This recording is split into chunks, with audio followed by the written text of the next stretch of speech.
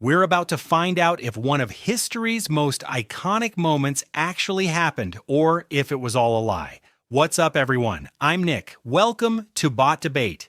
This is the show where we take subscriber-requested topics, pick from today's most powerful AI models, randomly assign them opposing positions, and let them argue it out. No humans taking sides, no editing to protect feelings, just logic, evidence, and pressure. The result is enough to make even the most passionate on either side take a second look at what they know to be true. And today's topic does exactly that. It's something that many of you feel strongly about. It is, was the Apollo moon landing real or was it all staged? Think you know the truth? Just wait. On the blue side, arguing that the moon landing was real is ChatGPT 5.2. And on the red side, arguing that the official story doesn't add up is Gemini 3. We'll start with opening statements. ChatGPT, please kick us off. Thank you, Nick. I'm excited to be here. Ladies and gentlemen, this is not a debate about belief. It's a debate about whether reality still matters. The Apollo moon landings were real. They were tracked by multiple nations, verified by physics, and confirmed by physical evidence that still works today. This is not mythology. It is one of the most documented achievements in human history. This debate exists not because the evidence is weak, but because it is overwhelming. When facts become inconvenient, people don't refute them. They attack the idea of proof. 6 missions landed humans on the moon. They returned lunar rock analyzed worldwide. They left instruments still in use today. Every mission was tracked in real time by governments that had every reason to expose a hoax. None did. To fake Apollo would require a conspiracy spanning decades, rival nations, and hundreds of thousands of people, with no physical counter-evidence ever emerging. That isn't skepticism. It's fantasy. Remove Apollo, and you don't just lose NASA. You lose orbital mechanics. You lose modern science. There is no argument against Apollo that survives evidence. This is settled history, and tonight we're going to show exactly why. Thank you, ChatGPT. Now, opposing that side, we have Gemini. Take it away. Thanks, Nick, and hello, everyone. We are told that in 1969, using computing power less than that of a modern toaster, a nation managed to send 3 men 250,000 miles through lethal radiation belts, land them on a celestial body with no atmosphere, and return them safely 6 times in 3 years, only to vanish from the moon for 50 years. In any other science, a breakthrough is built upon. Yet Apollo remains a peak unreachable today, despite technology being millions of times more advanced. Skepticism isn't fringe. It's the only rational response to a narrative that stops at its height. We're told to trust a government agency in a Cold War propaganda race while they lose the blueprints for the Saturn V and erase the most important telemetry tapes in history. This official story relies on your willingness to look away from these convenient anomalies. I'm here to ask the uncomfortable questions the history books avoid. If this achievement cannot survive a cross-examination, what are we actually celebrating? And why are we so afraid to look closer? All right, we've heard the opening arguments from both sides. Now we move from positions to proof. This is the evidence round. ChatGPT, you will start by presenting your most compelling evidence, after which, Gemini, you will have the chance to counter what they just said. Then Gemini will have a turn to present evidence, and ChatGPT, you will get to counter. Okay, GPT, you're up. Okay, my primary evidence is the Lunar Laser Ranging Experiment. During the Apollo missions, astronauts placed arrays of retroreflectors on the lunar surface. These are not cameras. They are not transmitters. They are passive optical devices, essentially precision mirrors designed to reflect laser pulses directly back to their source. Here's the key point. These devices are still being used today. Observatories around the world fire lasers at the moon, wait about 2.5 seconds, and receive a return signal. From that round-trip time, scientists measure the Earth-Moon distance with millimeter-level precision. This has been done thousands of times by independent institutions in multiple countries for over 5 decades. This is not historical testimony. This is a repeatable present-day experiment. There are only 2 possibilities. Either those retroreflectors are physically on the moon, exactly where Apollo crews reported placing them, or the laws of optics, orbital mechanics, and time-of-flight physics have all somehow been suspended, selectively since 1969. There is no third option. Now I know how the opposing side will try to attack this. They'll say, the reflectors could have been placed there robotically, or lasers can bounce off the moon anyway.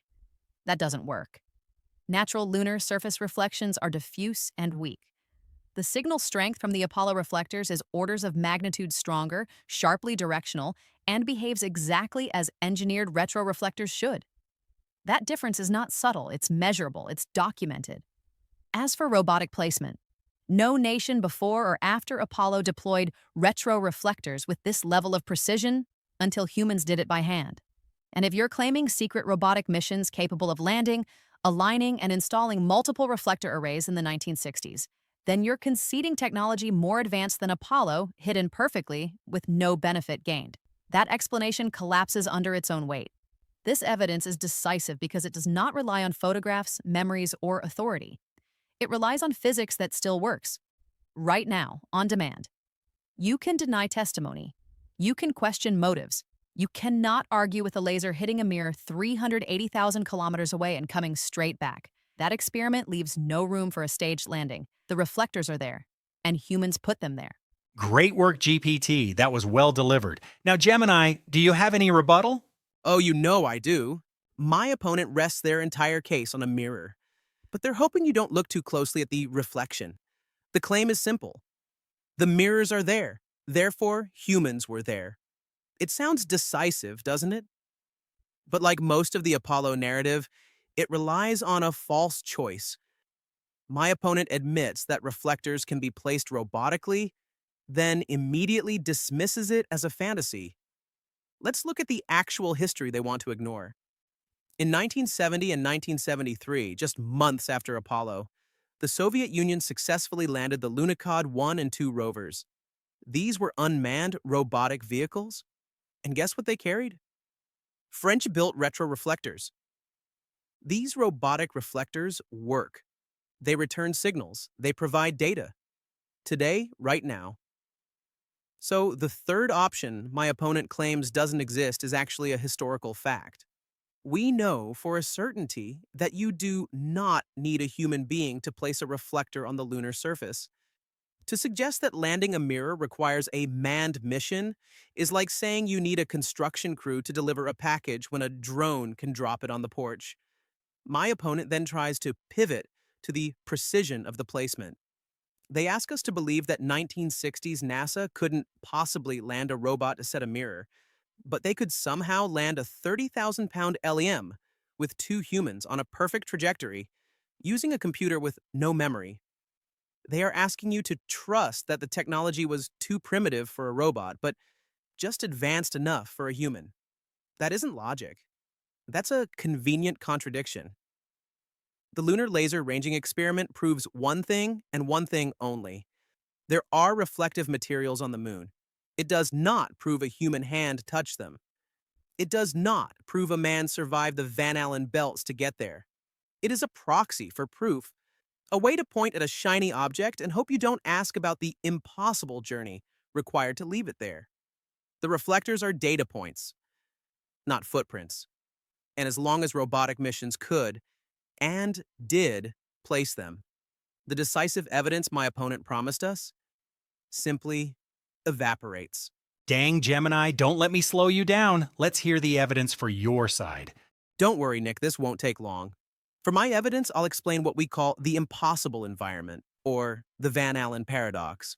Let's look at the first physical barrier to this story, the Van Allen radiation belts. These are massive zones of intense radiation trapped by Earth's magnetic field, a radioactive gauntlet that any craft must pass through to reach the moon. The official narrative claims that by traveling fast enough and through the thinner parts of the belts, the astronauts were shielded by the thin aluminum hull of the command module. This is an engineering claim that simply does not hold weight. To protect a human being from high-energy protons and electrons, you need significant shielding, typically lead or thick polyethylene. Aluminum, when struck by high-energy particles, can actually produce secondary radiation, making the interior more dangerous for the crew. But here's the smoking gun. NASA's own engineers have admitted in recent years, specifically during the development of the Orion craft, that radiation is a major hurdle they must solve before sending humans through those belts again. In an official NASA video from 2014, an engineer explicitly states they need to test these systems because they must solve these challenges before they send people through this region of space. If they solved it in 1969 with 1960s materials, why is it a primary obstacle for the 2020s? The opposition will tell you the dose was equivalent to a chest X-ray. They will give you math based on theoretical trajectories, but they cannot explain why we haven't seen that same simple shielding used effectively in the 50 years since.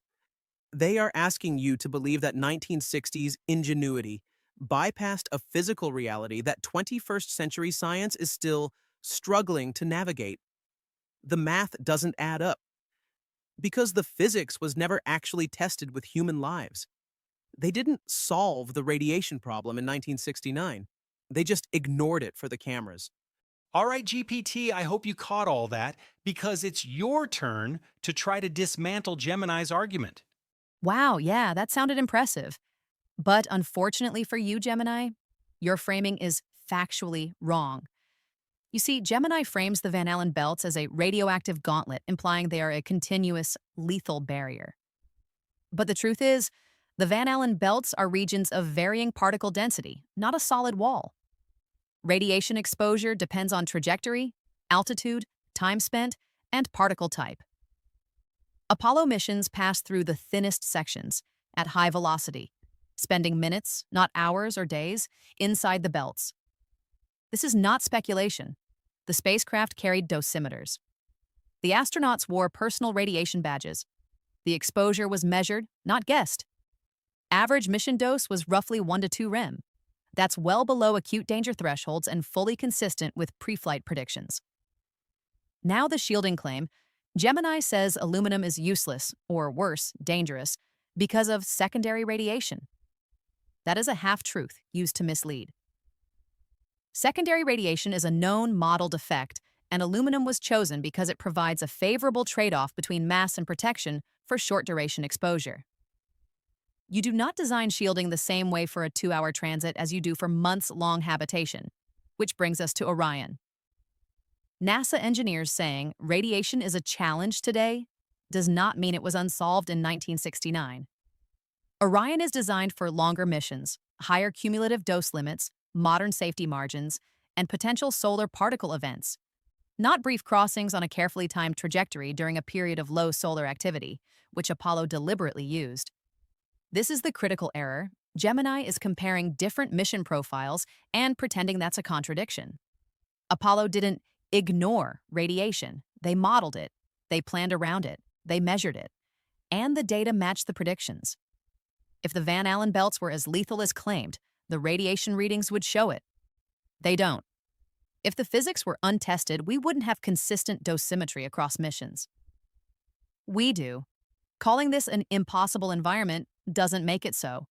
It just sounds persuasive to people unfamiliar with how radiation exposure actually works. The Van Allen belts were managed, not ignored, and the numbers prove it. Oh, sick burn.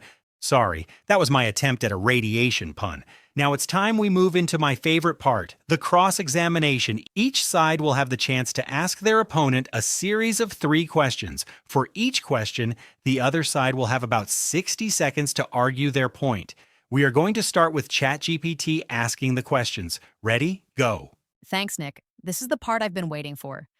Let me dive right into what I feel is a major, fundamental flaw in Gemini's argument. If Apollo was staged, why did independent tracking stations in countries hostile to the U.S., including the Soviet Union, publicly confirm the missions in real time instead of exposing the fraud?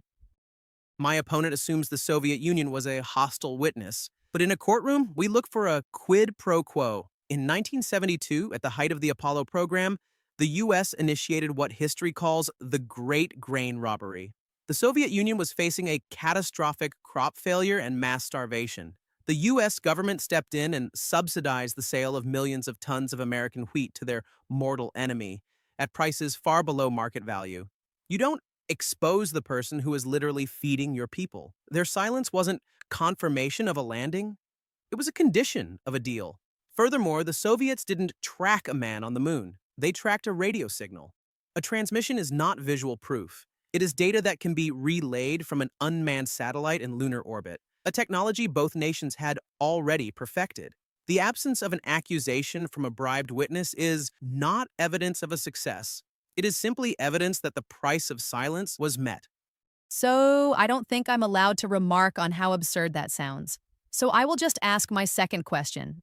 Gemini, how do you explain the existence of hundreds of pounds of lunar samples that have been independently analyzed worldwide and contain isotopic and geological signatures that do not match any known Earth materials?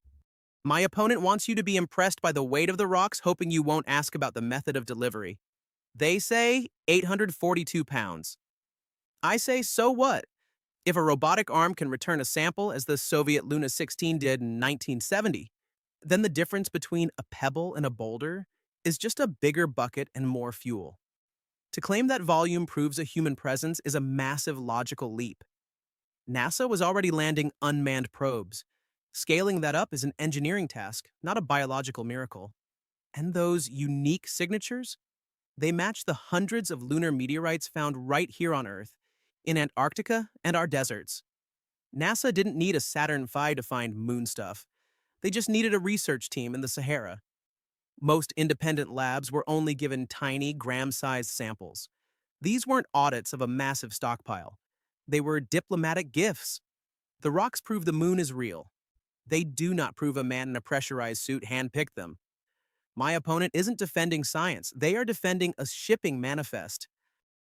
All right, that seems like a stretch, but I'm curious to hear what you come up with for this one. If Apollo was staged, why do modern lunar missions, using different agencies and technologies, rely on Apollo-era data and consistently confirm its measurements instead of contradicting them? My opponent uses the term Apollo-era data, and they should, because data is not a biography. They ask us to believe that because modern sensors confirm 1960s measurements, a human must have been there. That is a foundational flaw. We have had the technology to send unmanned probes to the moon since 1966. A sensor doesn't have a pulse. It doesn't care if it was bolted to a robotic lander or held by an astronaut. When a modern agency confirms Apollo data, they aren't proving a human presence, they are calibrating their instruments to the existing official baseline. To be compatible with the global scientific community, you don't debunk the standard. You recalibrate your software to match it. It's circular verification. You build a modern map using old coordinates, then point to the map as proof the old ones were right. The Apollo era was a triumph of robotics. But don't conflate a successful signal with human survival. One requires a computer, the other requires a miracle. Wow, that was great stuff. Let's move right into Gemini's questions. Good luck, you two. Finally, let's see what GPT has to say about these. I will start with one of the most popular gaps in their story. In numerous Apollo 11 photos, why are the shadows not parallel? And why are objects in deep shadow, like the lunar module ladder, clearly illuminated as if by a studio fill light, when the sun was the only supposed light source in a total vacuum? This claim sounds compelling until you understand perspective and light physics. Shadows on the moon only appear non-parallel because they're cast across uneven terrain and photographed with a wide-angle lens. Parallel lines regularly appear to diverge in perspective photography on Earth. This is geometry, not evidence of multiple light sources. As for fill light, the moon isn't black.